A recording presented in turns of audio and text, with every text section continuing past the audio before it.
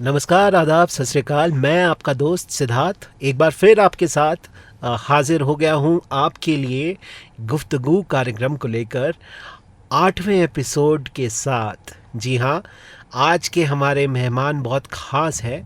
In fact हमारी जो मेहमान है वो हमारी शून्य यूनिवर्सिटी के फार्मेसी डिपार्टमेंट की एक फ़ैकल्टी है, जिनसे हम आपका तारुफ़ कराएंगे और जिनसे आज हम 1 घंटे की बातचीत करने वाले हैं इस गुफ्तगू के कार्यक्रम में।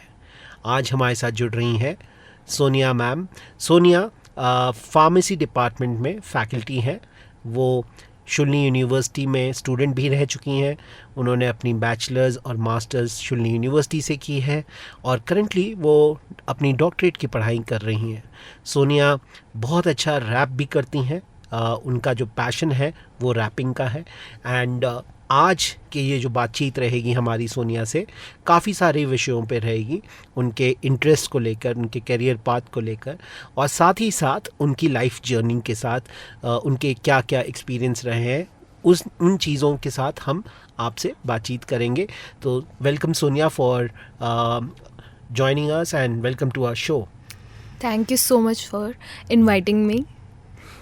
सो Sonia, first and foremost I would like to ask you, आपकी जो लाइफ की शुरुआत हुई फ्रॉम योर चाइल्डहुड, आपके स्कूल का एक्सपीरियंस किस तरीके का रहा इन टर्म्स ऑफ आपके क्या इंटरेस्ट थे, क्या हॉबीज़ थे स्कूल में, उसके बारे में थोड़ा हमें बताएंगे।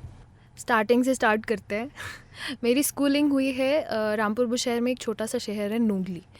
नोगली के एक सरकारी स्कूल में मेरी पढ़ाई हुई है टिल +2 12th तक।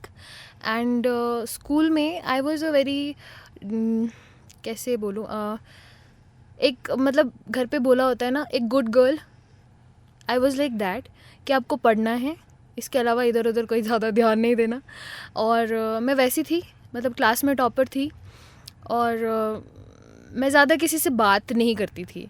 लाइक मतलब जैसे जैसे मैं बड़ी होती गई तो मेरा वेट भी थोड़ा सा बढ़ रहा था। तो मुझे समझ नहीं आ रहा था कि क्यों हो रहा है। थोड़े से हार्मोन्स इश्यूज़ थे। बट उसकी वजह से मेरा कॉन्फिडेंस एकदम डाउन होता चला जा रहा था। लेकिन पढ़ाई में मैं अच्छी थी, तो फिर मैंने 10th के बाद +2 में मेडिकल ले लिया। तो यही होता है कि ज़्यादातर पेरेंट्स यही बोलते हैं अच्छे मार्क्स आ जाते हैं तो या तो डॉक्टर बनेंगे या इंजीनियर बनेंगे। तो मैंने डॉक्टरी चूज़ की।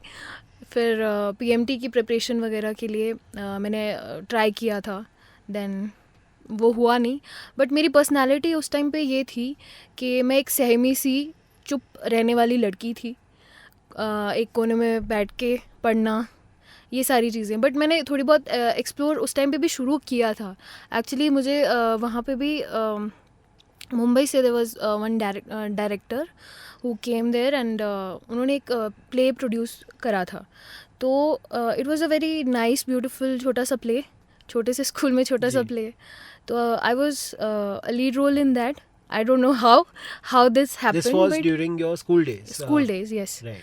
ये उस टाइम पे भी हुआ था। एंड उसके बाद से थोड़ा सा मेरे मन में था कि मुझे एक्टिंग सीखनी है, क्योंकि उससे थोड़ा सा एक कला या बोलते हैं ना आर्ट के प्रति मेरे दिल में थोड़ा जी। एक पॉजिटिव आया, चेंज आया। तो फिर ये मेरा स्कूल टाइम तक था। सो आपने जब 11th-12th में मेडिकल चूज़ किया इन साइंस, आपको मेडिकल में इंटरेस्ट था एंड आपके पेरेंट्स भी चाहते थे कि आप पीएमटी का एग्ज़ाम दें, है ना? जी।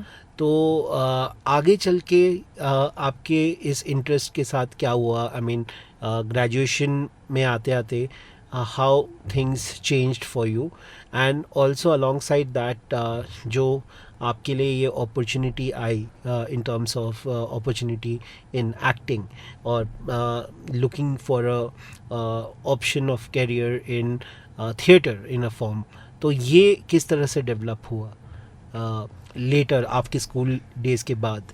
जी। सो +2 के बाद आफ्टर 12th मैंने ड्रॉप लिया था फॉर पीएमटी प्रिपरेशन। जी। तो मेरा क्रैक नहीं हुआ। And then I was very depressed at that time. तो मम्मी ने बोला कि ठीक है चलो, pharmacy is closer to MBBS। थोड़ा सा ही सही, मतलब क्योंकि इतना ज़्यादा एक्सपोजर नहीं होता है छोटे शहरों में, और इतनी अच्छी गाइडेंस भी नहीं मिल पाती है। इसमें किसी की गलती नहीं है, बट ऐसा ही है। तो ठीक है, फार्मेसी फिर मैंने शूलनी यूनिवर्सिटी में एडमिशन लिया, and then I came here. I had no idea what I was doing, and बहुत एक डिप्रेशन वाले फील्ड में थी मैं। फिर उसके बाद कॉलेज में एक्टिंग का जैसे आप पूछ रहे हैं, जी। तो यहाँ पे बहुत सारे जैसे फंक्शंस होते हैं, तो मैं देखती थी बच्चों को कि कितना अच्छा परफॉर्म करते हैं, और मेरा मन करता था। हालांकि मैं डिप्रेशन में थी, बट पता नहीं, it was something a very positive thing which happened, and बस सिर्फ दिल में ही था वो। जी। मैं उसको कभी एक्सप्रेस नहीं कर पाई, कभी एग्जीक्यूट नहीं कर पाई। लेकिन धीरे धीरे करके जैसे 4th ईयर तक, 4 इयर्स डिग्री होती है बी जी। फार्मेसी, एंड जैसे जैसे 4th ईयर तक जाने लगे, थोड़ा थोड़ा मैंने फ्रेंड्स के साथ थोड़ा सा इसमें प्ले वगैरह में पार्टिसिपेट कर So मतलब you किया। got motivated to, हाँ, right. यस, एंड यहाँ पे जो पूनम नंदा मैम हैं, जी। उन्होंने मुझे बहुत मोटिवेट किया। वो सारे बच्चों को बहुत अच्छे से मोटिवेट करते हैं कि get out of your comfort zone, you know, DSW का जो एक वो है। तो उसकी वजह से भी मतलब मैंने थोड़ा थोड़ा पार्टिसिपेट करना शुरू किया था, but I was still that introvert girl जिसको डर लगता था, स्टेज फियर था, एंड बहुत सारी ऐसी नेगेटिव इमोशंस आते थे। इमोशनल लेवल पे भी बहुत वीक थी मैं उस टाइम। एंड देन एक्टिंग का तो तब तक यही था, एंड एक दो वर्कशॉप्स के लिए Shilpi Marwah ma'am was there, she came in our university, and उनका प्ले जो देखा, that was a very different level, and मतलब वो एक्टिंग देख के ऐसा लगा कि वाओ, बहुत मज़ा आया। जी। तो कहीं ना कहीं मैं समझ पा रहा हूँ सोनिया, जैसे आप बता रहे हैं शुरुआती दौर में जब आपकी स्कूलिंग हो रही थी, एंड स्कूल डेज़ में जैसे आप बता रहे हैं आपकी पर्सनालिटी थोड़ी इंट्रोवर्ट थी, उसके चलते जो जो आपको एक्सपीरियंस हुआ, उस फेज़ से निकलने के लिए कहीं ना कहीं theatre was coming as a resource of support in terms of giving you a space of expression Yes. in a way. जी। एंड वो रिस्पाइट मिलने के लिए आपको थिएटर में ऐसी कौन सी चीज़ थी जो ज़्यादा अट्रैक्ट करती थी? Was it acting, was it performance as an art, और was it a different mode of expressing yourself through different stories, through different characters? May be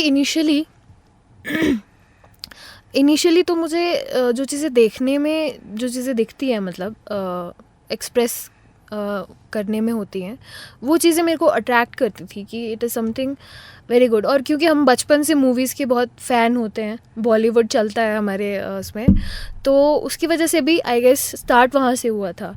लेकिन धीरे धीरे करके जैसे जैसे वर्कशॉप मैंने थोड़ा बहुत अटेंड किया, and then Ankur sir came along with the university, and उनके साथ एक दो वर्कशॉप्स जब स्टार्ट करी थी, देन मुझे पता चला कि मैंने एक्सप्लोर किया कि इट्स नॉट जो हमें दिखता है, it is very much more deeper than that, you no.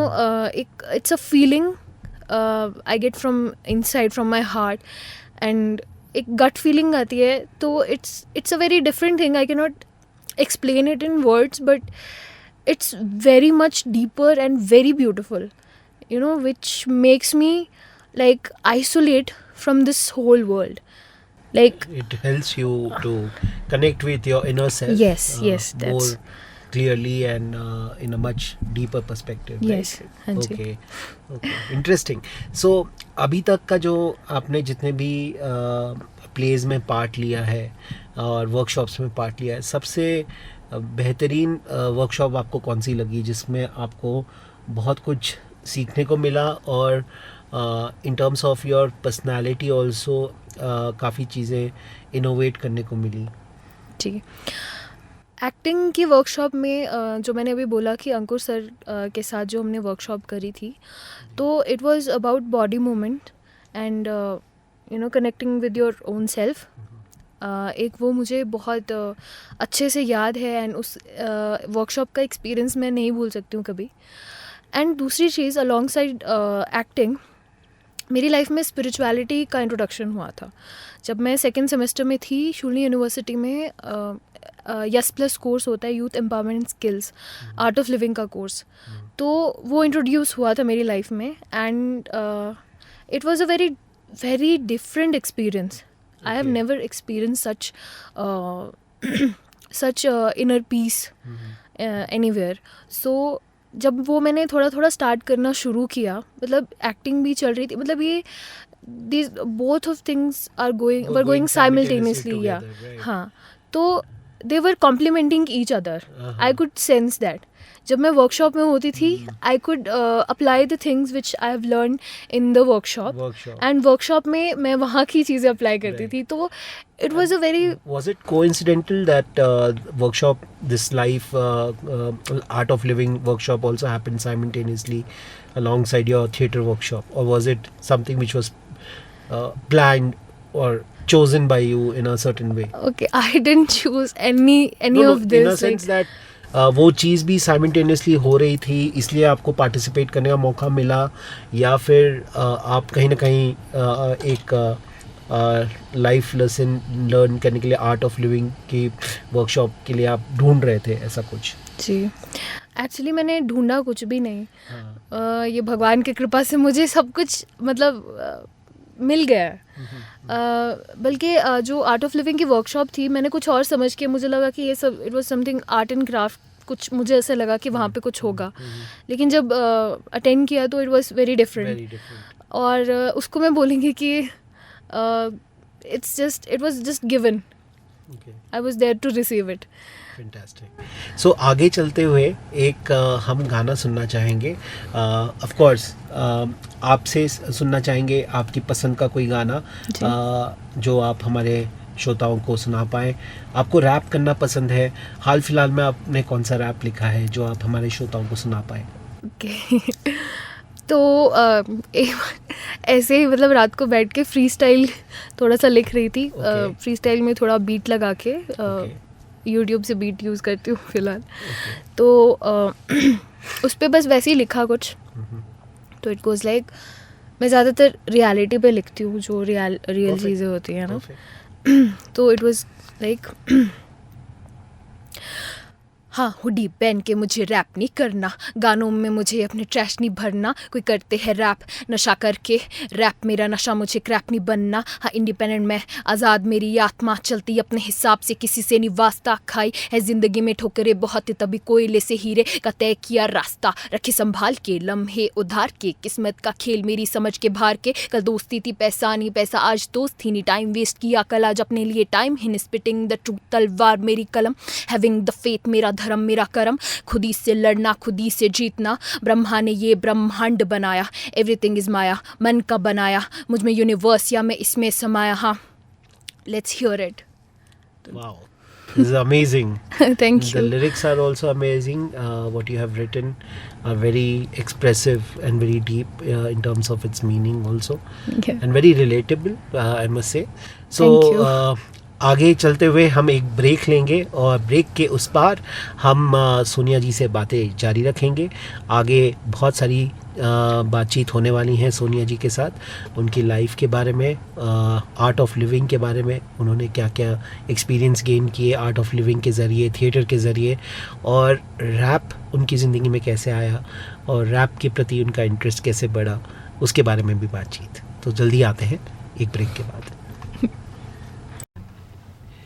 Welcome back. Break के बाद हम वापस आ गए हैं. गुफ्तगू कार्यक्रम में आप अभी भी जुड़े हुए हैं हमारे साथ और हमारी बातचीत जारी है सोनिया जी के साथ. सोनिया, ब्रेक पे जाने से पहले हम बात कर रहे थे आपके थिएटर के एक्सपीरियंस के बारे में, और साथ ही साथ आप बता रही थी कि किस तरह आर्ट ऑफ लिविंग आपकी ज़िंदगी में आया. एक वर्कशॉप के ज़रिए आपको मौका मिला आर्ट ऑफ लिविंग का कोर्स करने का, और साथ ही साथ इसी के through you got the opportunity to enter into the space of spirituality, right. Now I would like to know from you, आपसे मैं ये जानना चाहूँगा कि स्पिरिचुअलिटी पहले तो आपके लिए क्या मीन करता है और क्या मायने हैं आपके लिए स्पिरिचुअलिटी के. शुरुआती दौर में जब आपका एक तरीके से इंट्रोडक्शन हुआ स्पिरिचुअलिटी से, सो आपको क्या अंडरस्टैंडिंग आपकी बनी throughout of art of living in those selected days of workshop? What did you gain and what you can share with our audience? Yes, जैसे मैंने पहले मेंशन किया था कि सेकंड सेमेस्टर था जब मैंने पहली बार आर्ट ऑफ लिविंग का कोर्स किया था, यूथ एम्पावरमेंट एंड स्किल्स। तो इस कोर्स में स्पेशली यूथ के लिए डिज़ाइन है, तो इसमें बहुत सारी गेम्स होती थी। तो जो भी छोटी छोटी चीज़ें लाइफ से रिलेटेड, जो भी छोटी छोटी प्रॉब्लम्स होती थी, उनका सॉल्यूशन बहुत एक इंटरेस्टिंग वे में हमको सिखाया गया, समझाया गया था। तो it was very much very different thing, जो कि आज तक कभी सीखा नहीं था, समझा नहीं था, देखा नहीं था कहीं। हमको सिर्फ बचपन से ये बताया जाता था कि आप अपने माइंड को कंट्रोल करना सीखो, या फिर डिस्ट्रैक्ट नहीं होना है, डिप्रेशन में नहीं जाना है। मतलब अगर कोई दुनिया कुछ भी बोले, आपको उससे फ़र्क नहीं पड़ना चाहिए। लेकिन कैसे फ़र्क नहीं पड़ता? फ़र्क पड़ता है। और टीनेजर्स होते हैं तो और भी ज़्यादा हमारे हार्मोन्स एक्टिव होते हैं, बहुत सारी चीज़ें होती हैं। एग्ज़ाम्स होता है, ये स्ट्रेस वो स्ट्रेस, डॉक्टर नहीं बन पाए उसका स्ट्रेस। तो मतलब किसी ने बताया नहीं था, और वहाँ पे जाके जब छोटी छोटी चीज़ें समझ में आई। एंड सेकंड थिंग इज़, वहाँ पे आर्ट ऑफ लिविंग में गुरुदेव श्री श्री रविशंकर जी ने सुदर्शन क्रिया दी है। तो वो जो बेसिक कोर्सेज होते हैं उसमें हमको सिखाई जाती है।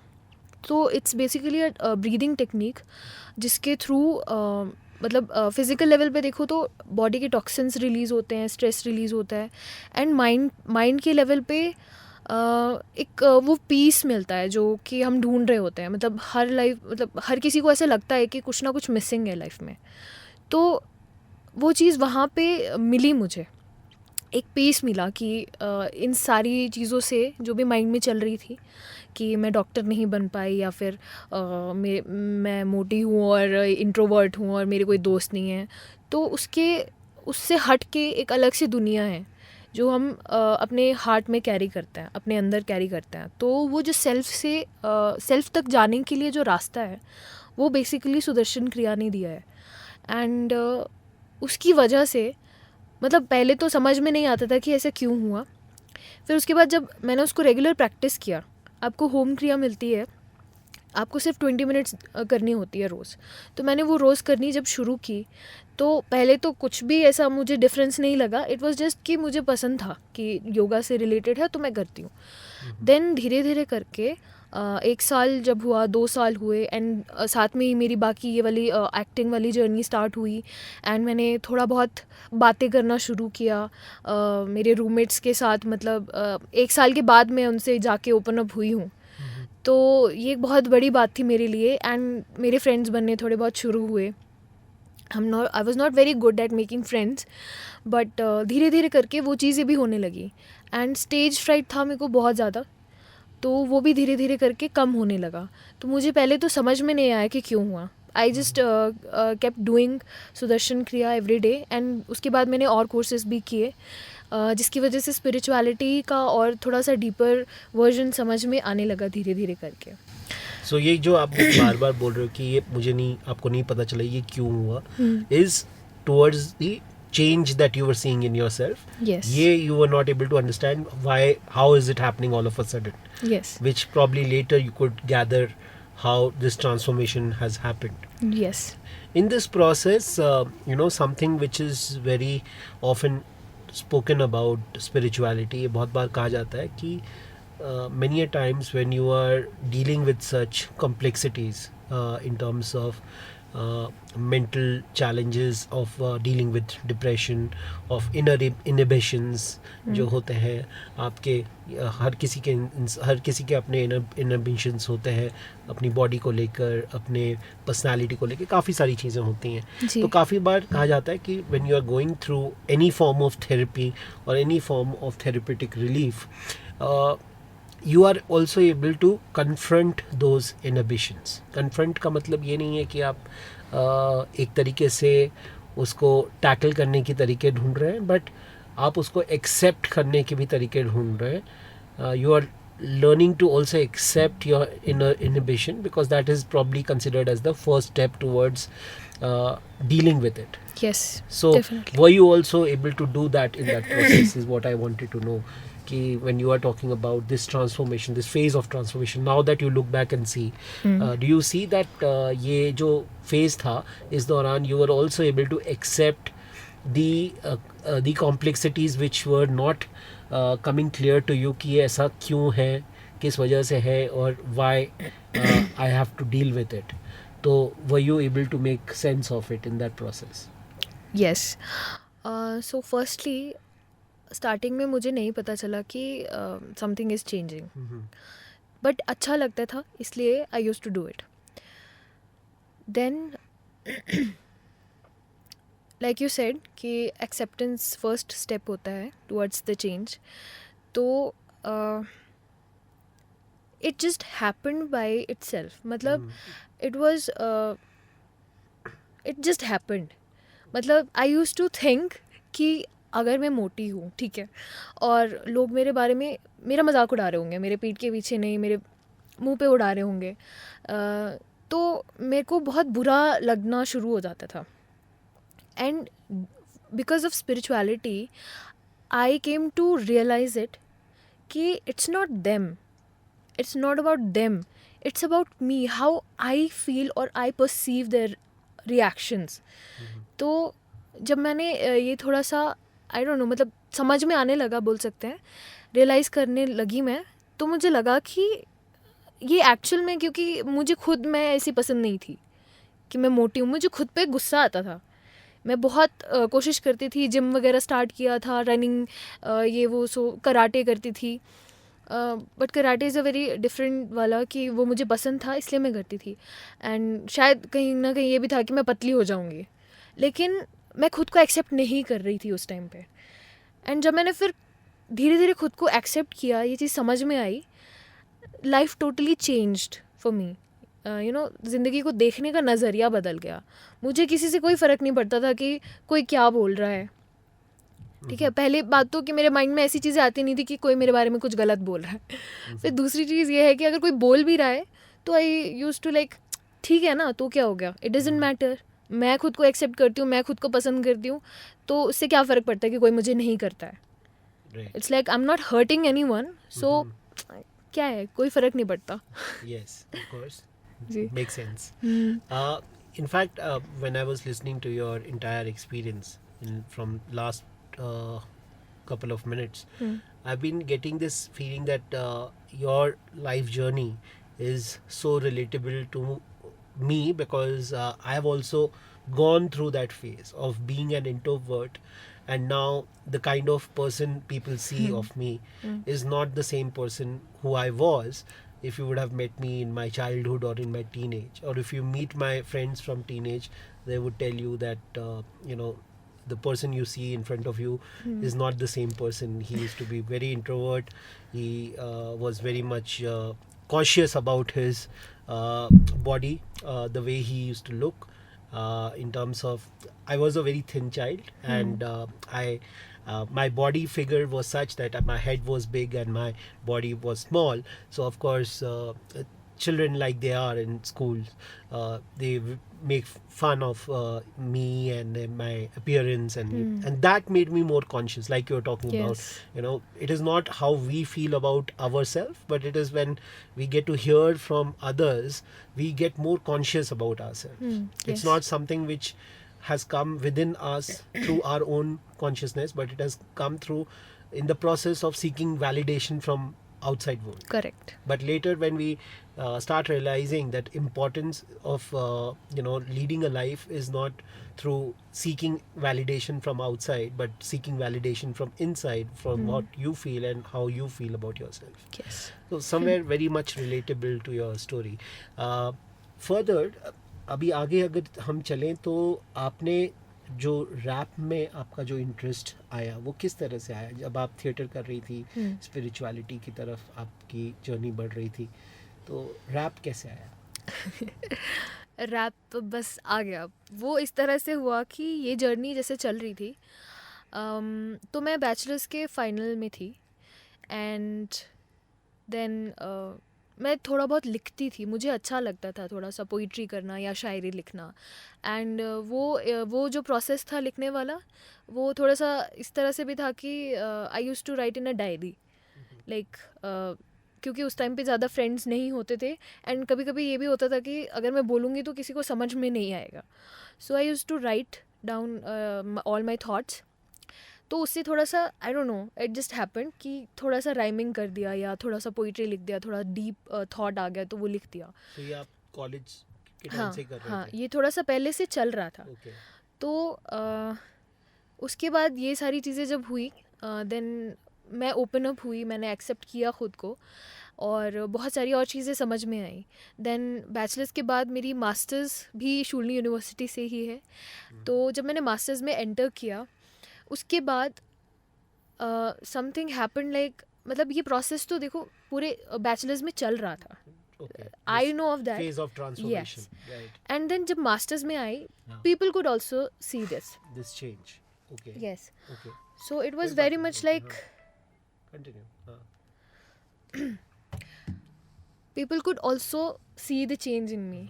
जो मेरे पुराने क्लासमेट्स वगैरह थे तो वो बोलते थे कि सोनिया तुझे क्या हो गया, तू तो एकदम चेंज हो गई। मतलब नॉट जस्ट देम, यहाँ पे जो भी मेरी फैकल्टी थी, they could also see the change Yes. in you. कि ये लड़की जो सहमी सी रहती थी, मतलब सिर्फ ऐसे हेड डाउन करके यही पूरी लाइफ थी। They were saying, they were telling me that oh my god what have you become. So masters में जब टेक फेस्ट, मतलब फेस्ट जब होता है मोक्ष, तो मैंने मोक्ष में, मिस मोक्ष में पार्टिसिपेट किया था। पहले मैंने फैशन शो में भी ऑडिशन दिए थे, बट उसमें सेलेक्ट नहीं हुई मैं। देन प्री मोक्ष में उसमें इंट्रोडक्शन रैंप वॉक था, इंट्रोडक्शन था, एंड फिर आपको आपका टैलेंट उसमें शो करना था। तो टैलेंट वैसे तो बहुत कुछ थे मुझे डांस भी पसंद था, सिंगिंग भी थोड़ा बहुत कर लेती थी, ज़्यादा नहीं, एंड कराटे तो कहाँ वहाँ पे शो करने थे। तो रैपिंग का उस टाइम पे एक्चुअली मूवी आई थी गली बॉय, राइट। तो तब भी मेरे माइंड में ऐसा कुछ नहीं था कि मुझे रैप करना है। इट वाज जस्ट कि एक गाना मुझे अच्छा लगा था उसमें, तो मैंने वो भाग भाग भाग गया शेर है शेर, ओके। तो बस मुझे अच्छा लगा मज़े मज़े में, तो मैंने वो सीख लिया था। तो मैंने सोचा कि ठीक है क्यों ना ये कर लिया जाए। I would like you to sing this for our listeners. That would be interesting. Even I like this song. I'll sing, but मैं हाँ. अपना कंप्लीट कर लेती हूँ। Sure, then- sure, sure. Please complete what you were saying, and then of course we'll hear from you. हाँ जी। तो वैसे it was a very big deal for me to walk on a ramp, जहाँ पे सारे like एक beauty का वो लेके चलते हैं, पैरामीटर लेके चलते हैं कि एक मिस मोक्ष या फिर मिस इंडिया या फिर मतलब यू नो ब्यूटी पैजेंट्स में इस तरह से होता ये है एक, चीजें होनी चाहिए। हाँ, कि लड़की को पतला होना चाहिए, उसको इस कलर का होना चाहिए, उसके बाल ऐसे होने चाहिए, like all the parameters, and I was breaking the stereotypes, I guess. So introduction दिया, and then जब talent round आया, हाँ, that day Ankur sir was in the campus. Okay. He has not joined at that time, but he was there, and he just मतलब wished me good luck, and he gave me his hoodie. I still remember this. तो उन्होंने मुझे अपना hoodie दिया कि इसको पहन के रैप करियो। सो आई से ठीक है। तो मैं जैसे स्टेज पे चढ़ी, पहले तो मतलब पहले बहुत ज़ोर से हुटिंग होना शुरू हो गया, एंड देन उसके बाद बीट बजी, फिर मैंने रैप करना शुरू किया।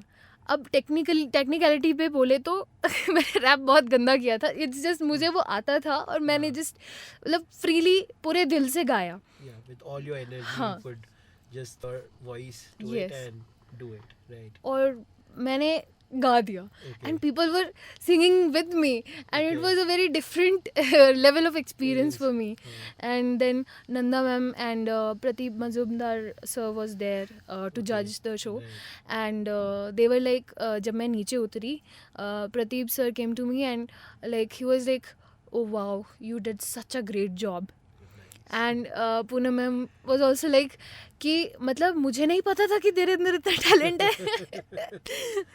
तो कहाँ थी तू आज तक, मतलब समझ नहीं आया ये क्या हुआ। तो वो सारी चीज़ें हुई एंड उस दिन मतलब मैंने उस दिन ऐसे डिसाइड नहीं किया था कि मेरे को रैप एज अ पैशन आगे लेके जाना है. कि मैं भी आज तक अपने आप को ही ढूंढ रही थी. Yes. That was my feeling actually. लेकिन ऐसा कभी नहीं हुआ था आज तक, तो ऐसा मेरे को पूरी रात नींद नहीं आई है उस टाइम. वंडरफुल. तो यस, वो हो जाए रैप जो आपने परफॉर्म किया था. क्या था मैंने अच्छा मैं अपना वाला करती हूँ, है बिल्कुल ना. बिल्कुल बिल्कुल. वो तो था The way you like to do it. या एक्चुअली मैंने बॉडी शेमिंग पे ही लिखा है रैप. Okay. तो इट गोज लाइक क्यों काटते बांटते हर रोज छांटते दिलों की गलियों में होते सन्नाटे नीलाम होती है ब्यूटी जहाँ पे क्यों सोचने वाली सोच से भागे क्यों काले और गोरे होने पे हाँ जी बांटते मुझको बॉडी टाइप पे मोटी या पतली या जैसी भी हूँ मैं तुझको क्या हाँ तेरा कुछ खाई क्या पेस्ट हूँ जैसी भी तुझको क्या वैलिडेशन में तुझसे मांगी क्या बोल बोल तुझसे मांगी क्या वैलिडेशन में तुझसे मांगी क्या. Wonderful. That's amazing. So, Sonia, you were also talking about the phase where after completing your graduation, or was it after your masters that you got placed through Shulini, right? Yes, after your yes, masters. yes. So, वो experience कैसा था, वो दौर कैसा था in terms of आपकी placement कहाँ हुई और वहाँ का experience कैसा था, थोड़ा अगर आप बता पाएं. तो I was not very sure कि what I was going to do with my life. Masters जब एक्चुअली इट वॉज कोविड आ गया था, कोविड वाला टाइम था, तो ऑनलाइन सारे इंटरव्यूज़ वगैरह हो रहे थे, तो मुझे समझ नहीं आ रहा था कि क्या करना चाहिए. एंड पीएचडी का भी करने का नहीं था मेरा मन कि मुझे करनी है, क्योंकि मास्टर्स में ऑलरेडी बहुत ज़्यादा हो जाते. तो फिर कंपनीज़ आई, Abbott private limited health care private limited है, तो वो आई थी जॉब के उसके प्लेसमेंट के लिए. So I gave the interview and वो क्रैक हो गया. वो जस्ट ऐसे ही हो गया, मतलब it was like I gave my 100% and ठीक है हो गया.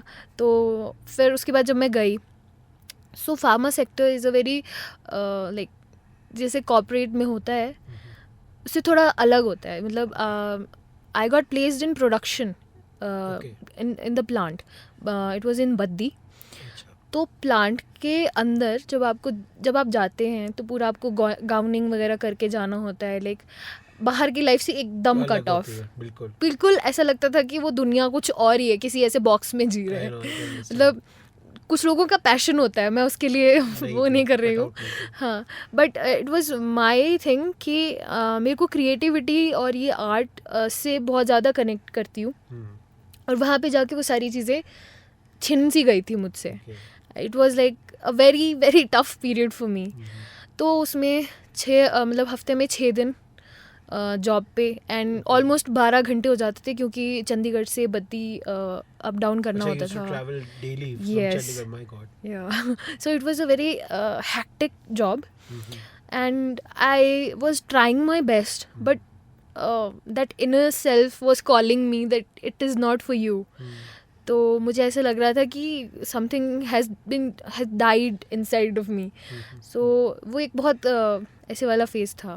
Okay, so you wanted to come out of it and probably find a relief from this routine. Yes. And of course the nature of the work that you were doing there. So ये break कैसे मिला फिर आपको from that company to coming back to Shulni?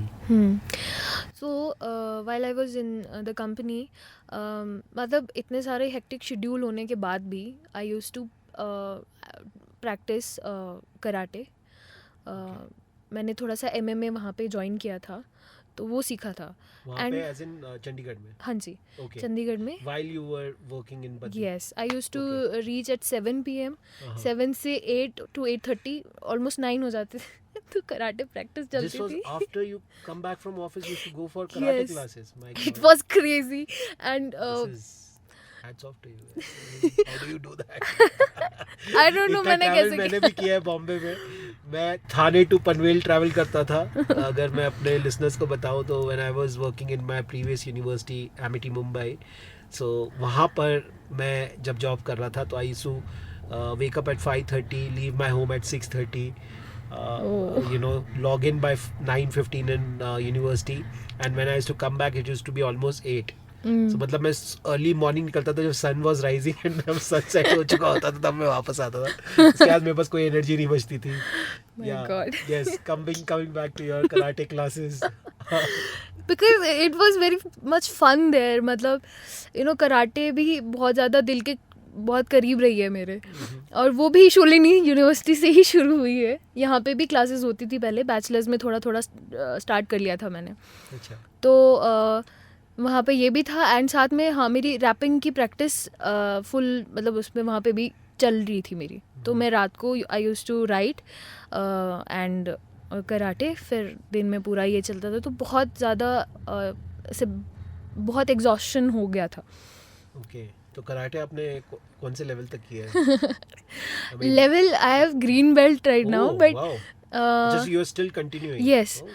That's actually interesting. My practice was at least brown तक की तो मेरी practice थी. पर थोड़ा सा टाइम नहीं मिला मुझे उसको ज्वाइन करने का This बाद is में. purely karate or you said MMA also in between? या हाँ. यहाँ पे गोजरू कराटे है Okay. शामती में. Okay. तो वहाँ से एक सर आते थे यहाँ पे. हाँ.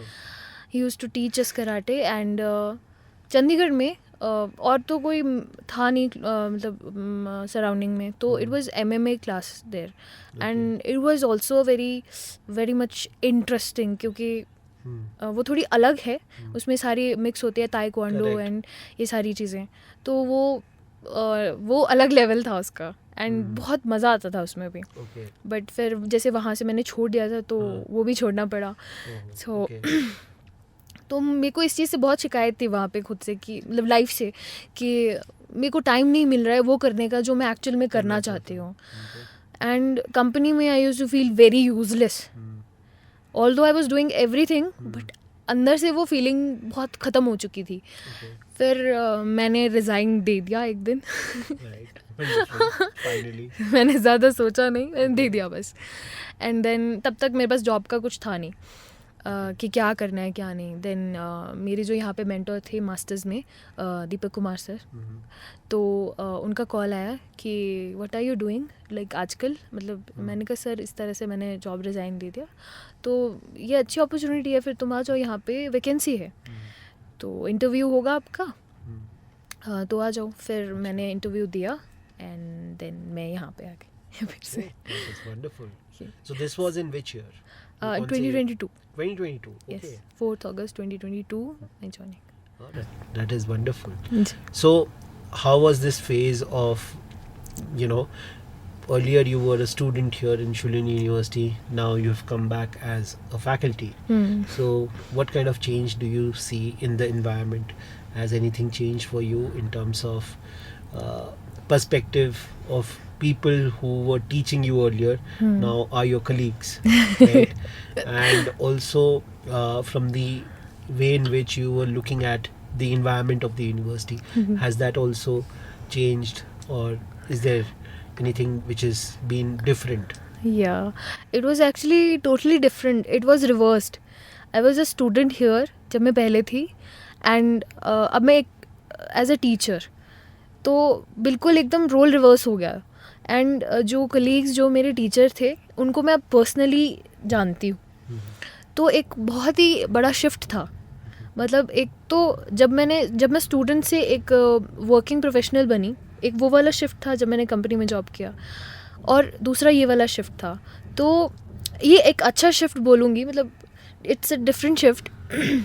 It has given you opportunity to explore your personality Yes. in a much better manner, because it was here where you got the chance to open up within your personality and also look into different opportunities, right? हाँ जी. तो इस तरीके से probably आपके लिए ये एक better shift था जी. from what you were doing in that company which Yes. you spoke about. Yes. And आगे चलते हुए सोनिया आप थोड़ा ये बता पाओगे कि when you spoke about your experience in art of living, doing theater, exploring yourself as a rapper, all these opportunity you got in one institution, and now you're back as a faculty in the same institution. Okay. What role has Shulini played in your life as you would like to look back and draw some analysis towards it.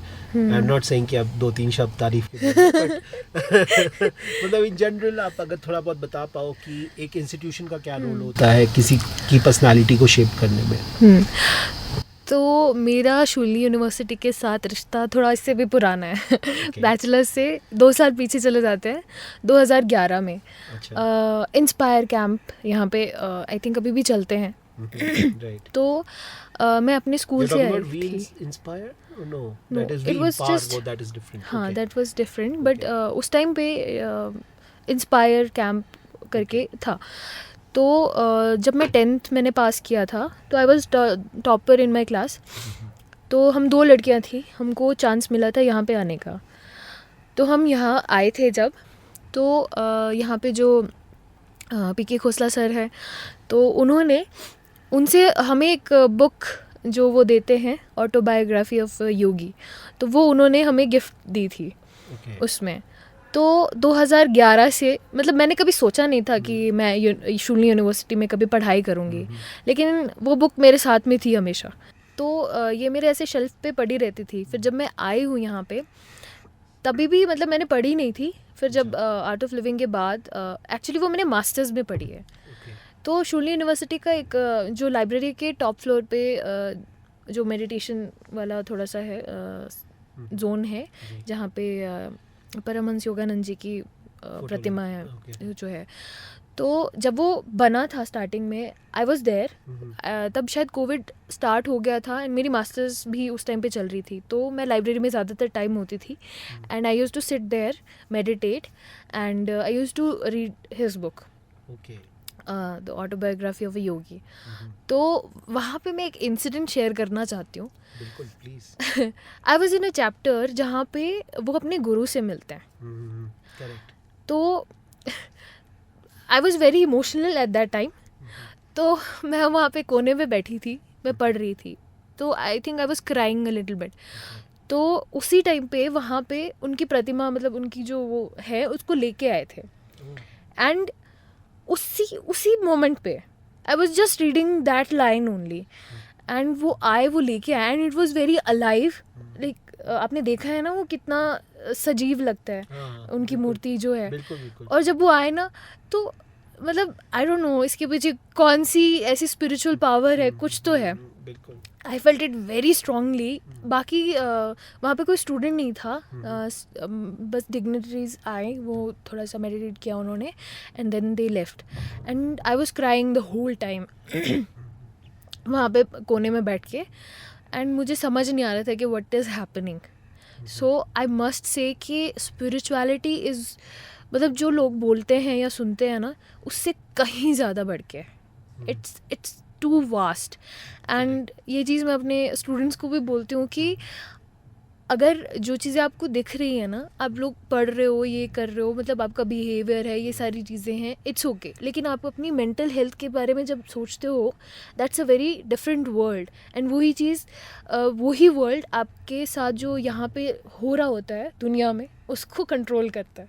थोड़ा सा मैं उनको भी motivate करती हूँ कि थोड़ा आप मेडिटेशन करो, ब्रीदिंग टेक्निक्स थोड़ा सा सीखो. And it's a very very much vast. And I call it, we call it in art of living Guru Grace. Guru Grace. या फिर ग्रेस. यू नो ग्रेस का मतलब लाइक आपको बिन मांगे कुछ मिल जाता है, दैट्स ग्रेस. कृपा बोलते हैं. एंड उस कृपा ने मेरी जो भी पूरी लाइफ जर्नी है, जो भी आज तक मुझे मिला है, वो उसकी वजह से ही मिला है. Okay.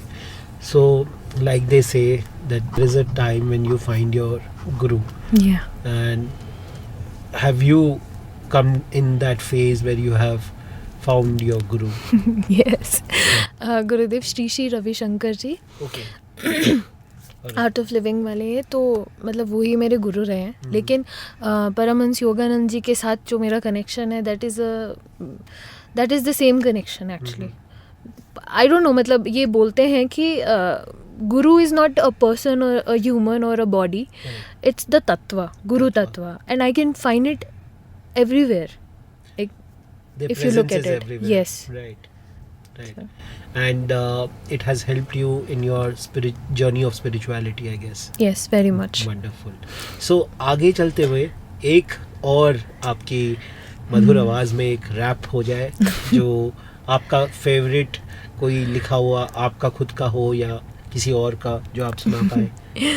सर एक छोटी सी बात है कि एक रैपर वही होता है जो अपना अपना रैप बिल्कुल. लिखा हुआ रैप ही गाए. ही गाता है. हाँ. बिल्कुल बिल्कुल. तो बहुत अच्छी बात है. बिल्कुल. तो ये वाला रैप मैं हर जगह पे गाती हूँ. मतलब कहीं मुझे बोलते हैं क्योंकि मेरे को बहुत अच्छा लगता है. तो ये हिमाचल पे लिखा है मैंने Okay. बेसिकली.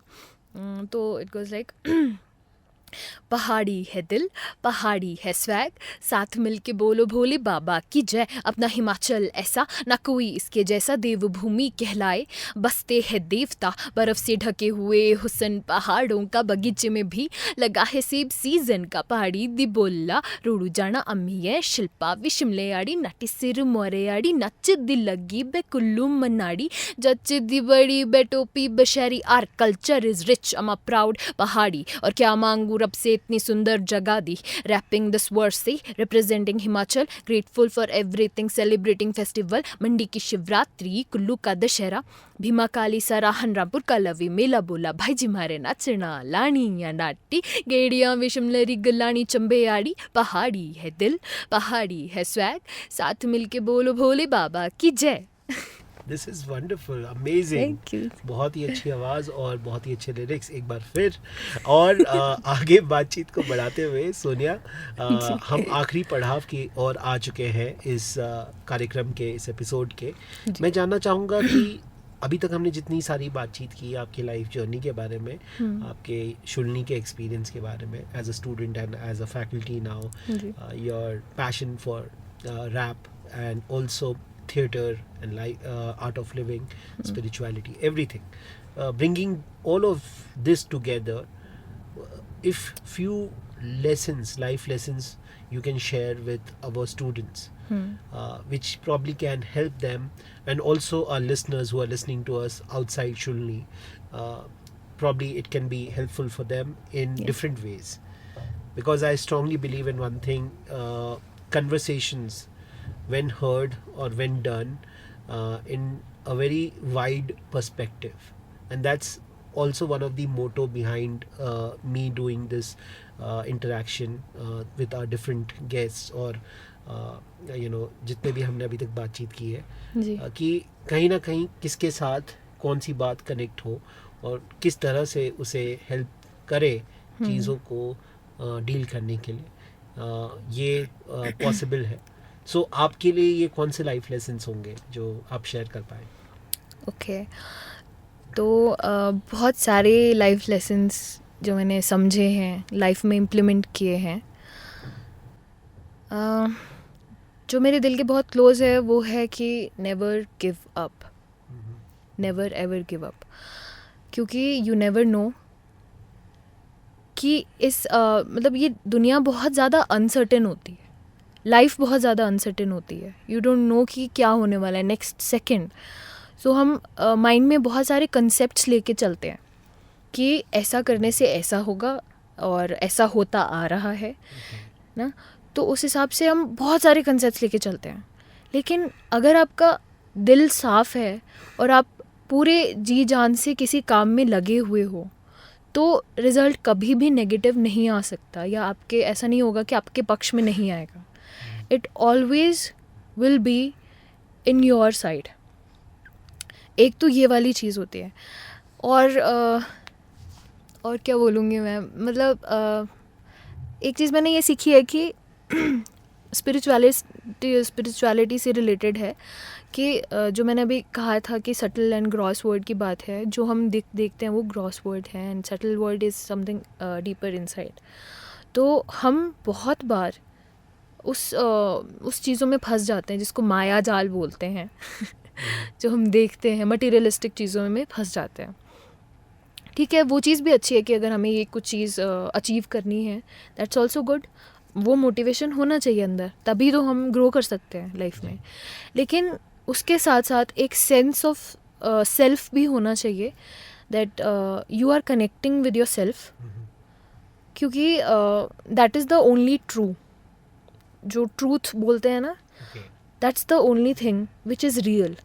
बाकी this is going to like vanish one day, One day, of and course, your body is also going to like perish. you're going to course. die. Of This course. is a very important thing, क्योंकि आज की दुनिया में हम देखते हैं social media में caught up हो जाते हैं, दुनिया में कॉटअप हो जाते हैं, परसेप्शंस में कॉटअप हो जाते हैं. लेकिन जब आप अपने आप से मिलोगे, अपने सेल्फ से मिलते हो, तो वो चीज़ें मैटर नहीं करती हैं कहीं पे भी नहीं, और धीरे धीरे करके हम खुद उस चीज़ से निकलना शुरू हो जाते हैं. Okay, that's wonderful. आखिर में मैं आपसे ये पूछना चाहूँगा कि आपका जो रैप के प्रति पैशन है, जी. उसको आप आगे चल के कैसे ग्रो करना चाहेंगे? सो आपका पहला सिंगल कब आ रहा है?